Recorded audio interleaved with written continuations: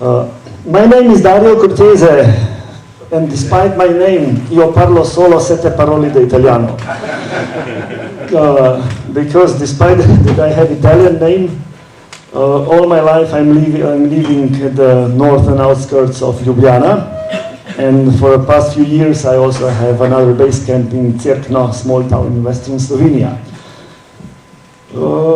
Just shortly to introduce myself, I studied and even successfully finished agricultural studies, then didn't work even a day in the field, of agriculture, but started to be active as freelance writer and photographer, mainly specializing about edible wild plants and food as natural as possible. So just, if you will be careful enough and not, if you will be careful enough, you will just run away the right time, but otherwise I collected a few of those here in Lindava, in the outskirts, which we will somehow taste, just to disturb you, the best omega-3 vegetable in the world. Name? What is? Portulaca oleracea in Latin, I think the English name is purslane. Tuščak, po slovensko. Grows everywhere. Supposed to be a weed.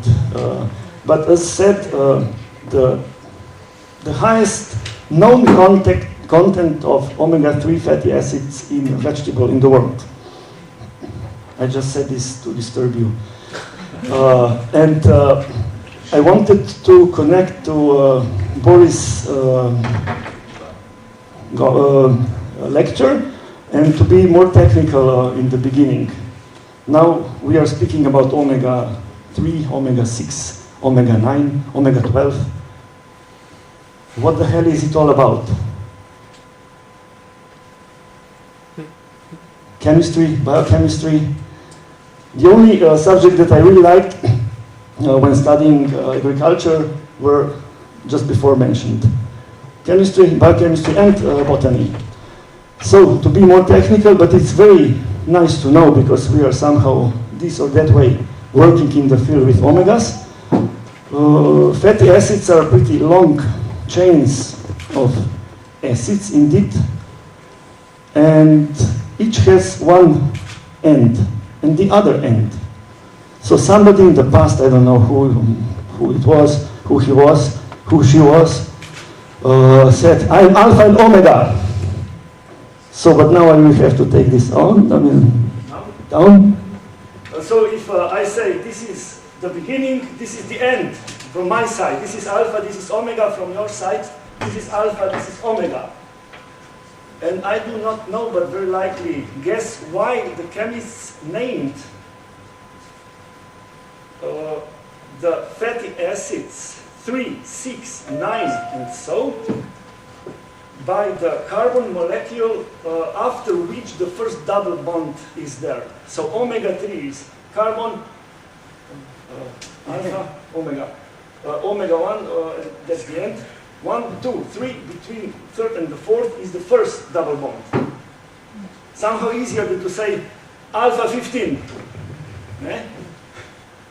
So this was just a kind of a biochemical intervention, which is somehow nice to know.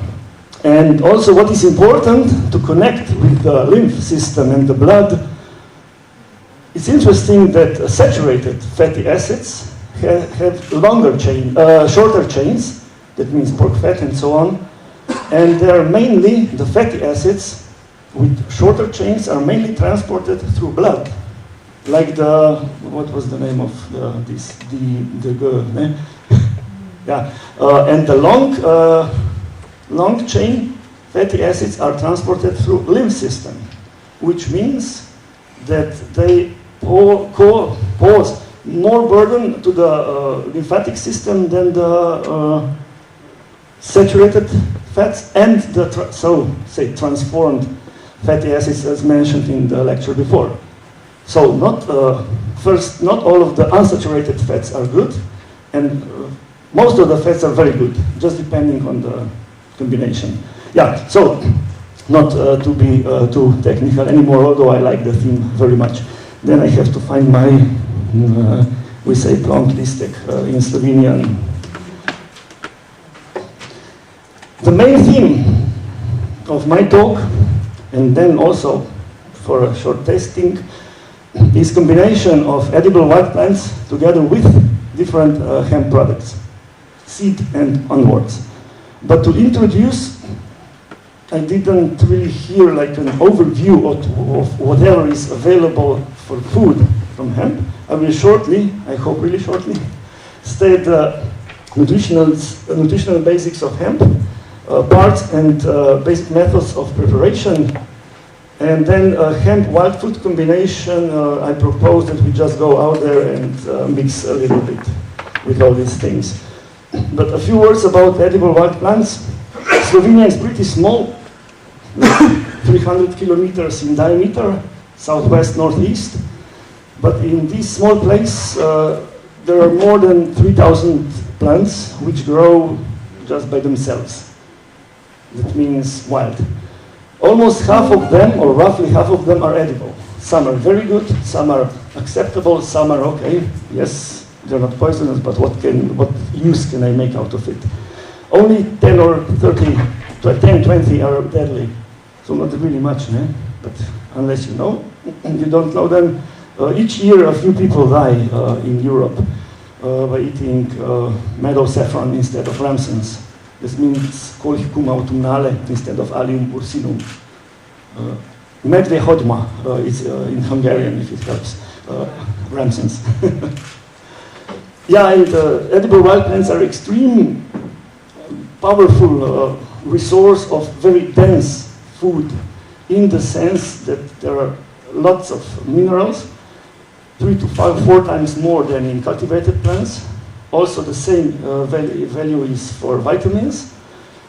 There are also lots of antioxidants, then also uneasy, say, substances like some pyrrolizidine alkaloids and some others. So it's nice to know what is in some. And in combination, when I came across hemp oil and hemp products, I was immediately attracted by combining the two worlds, which are not too different indeed. So just to remind you a little bit about what we can use from hemp, everything, né? Even the stalks. Has anybody of you eaten a stalk, young stalk of a hemp? The Chinese, indeed, I'm jumping a little bit, so because I really like movie Brazil, so if you are familiar with this, you won't be surprised too much. You will know, yeah. The Chinese are preparing stinky tofu. I eat everything, even from time to time half a spoon of mayonnaise, which I don't really like, but otherwise I consume everything. But when the stinky tofu came along, if somebody is preparing nettles, if you put them in water for some time to have manure for your garden or plants and so on, this is the smell and taste of stinky tofu. And they're using amaranth stalks, nettles. They're using Amaranthus retroflexus and some other species, and indeed the same could be done, I haven't tested yet, with young hemp stalks. It turns so smelly that I doubt anybody could market it here in Europe. But in China, I never know. Yeah, so nutritional basics of hemp, we more or less know. It's very protein rich, good protein food also especially for vegan diets. Then not to mention the fats with this omega-3, 6 connotation. Now in advertising the hemp oil, we come across different data, but basically the relation between omega-6, I'm talking about total of omega-6, and omega-3 should be about 2 to 1, or put it the opposite to disturb you even more. Omega-3 to omega-6 is 1 to 2, 1 to 1.5, 1 to 2. And in better quality hemp oil, it comes close to 1 to 3, which is very good.